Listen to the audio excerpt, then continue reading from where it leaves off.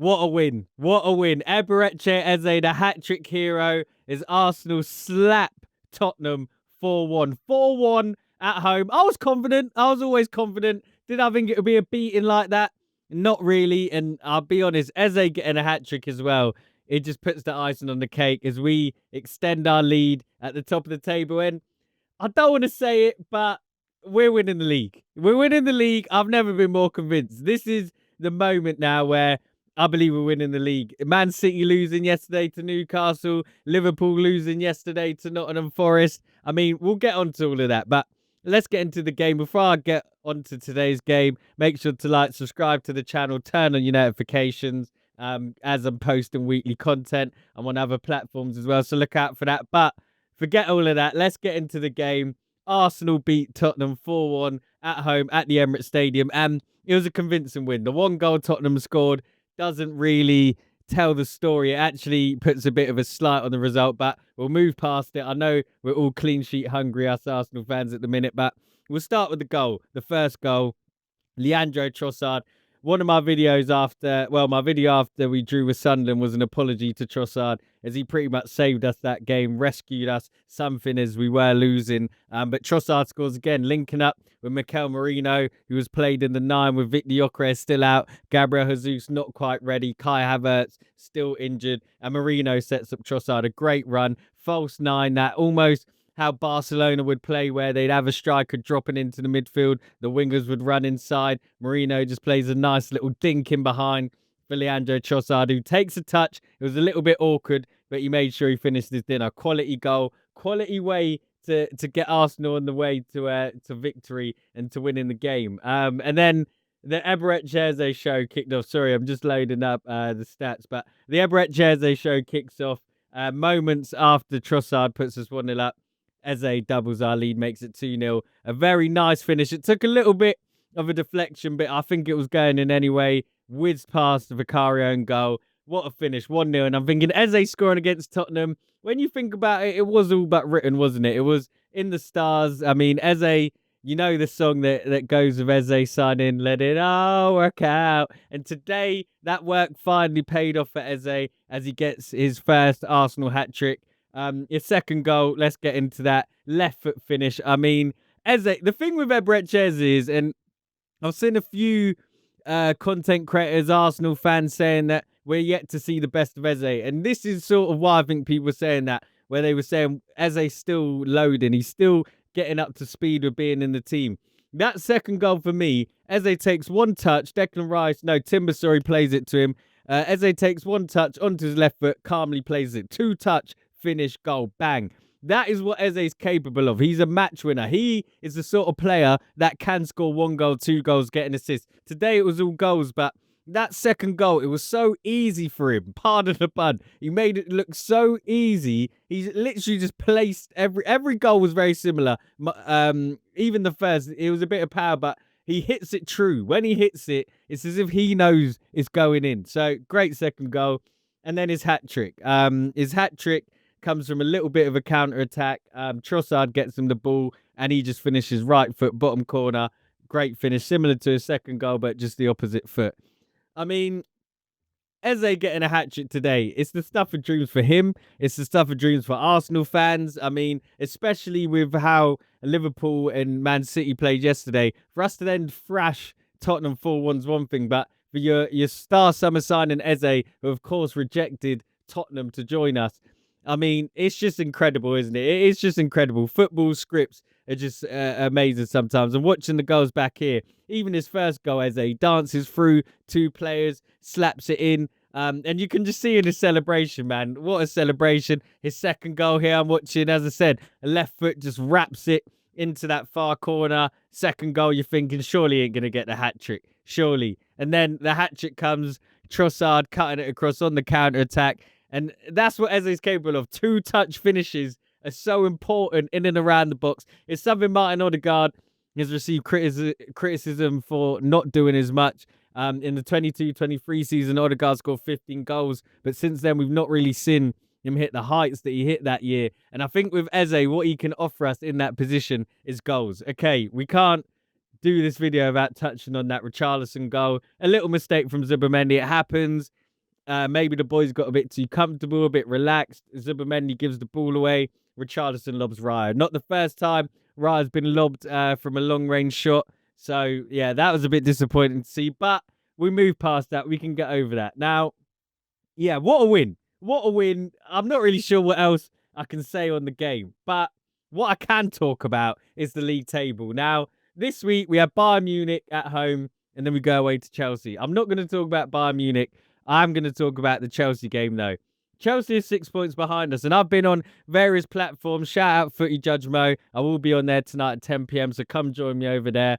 But I said on there, why are Chelsea fans taking the pressure off and saying they're not competing for the league? If they were to beat us next week, which of course is the last thing I want, they'd be 3 points behind us. Obviously, 6 points behind us at the minute. That Chelsea game is huge because if we beat Chelsea, not only do we extend our lead over them to 9 points, but we keep the gap between us and City to 7 points at least. And Liverpool, they're out. They're done. 11 points. I said in my reaction video yesterday to the Liverpool game, they're not coming back. They just aren't in good enough form. They've lost 6 games already. They're conceding too many goals. There's not a chance Liverpool come back into this title race. If they do, it's the craziest thing ever. But we're at this point now. I'm not going to say we're going to win the league. I'm not going to go ahead and say it yet. However, we're running out of excuses not to. We saw Gabriel got injured in an international break, and Capierre comes into the side. You don't even notice a difference. We've got a leveler defender at the club now where when one goes out and the other comes in, it's not a problem. Miles Lewis-Skelly came on during the game for Calafiori. Mascara came on for Capierre. It's the drop in levels and standards. There is none. There is no drop. Every single one of our defenders is class. Maybe there's a slight difference between Calafiori and Lewis-Skelly, but even then, the only difference is experience for me. Lewis-Skelly is a very accomplished footballer, and I trust him whenever he's on the pitch. Quick shout out to Jurrien Timber. This player, he's incredible, Jurrien Timber. He's so important that I don't think other teams realise how important he is. Fullback positions, they're more important in the modern game, but they can get overlooked. And I just think I'm just seeing Jurrien Timber setting up the Eze goal. And it's just like, he's so important going forward, going back. I didn't realise truly how important he was going forward, but today just reminded me, Jurrien Timber's a very, very good player. But back onto the sort of league season. The reason we're running out of excuses is because Man City and Liverpool aren't looking the same. Chelsea, if we're honest, that squad isn't better than ours. We've got I don't know if it's much better than Chelsea's, but it's just more.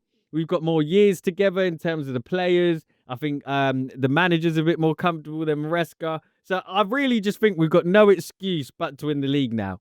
So we need to go and beat Chelsea next week.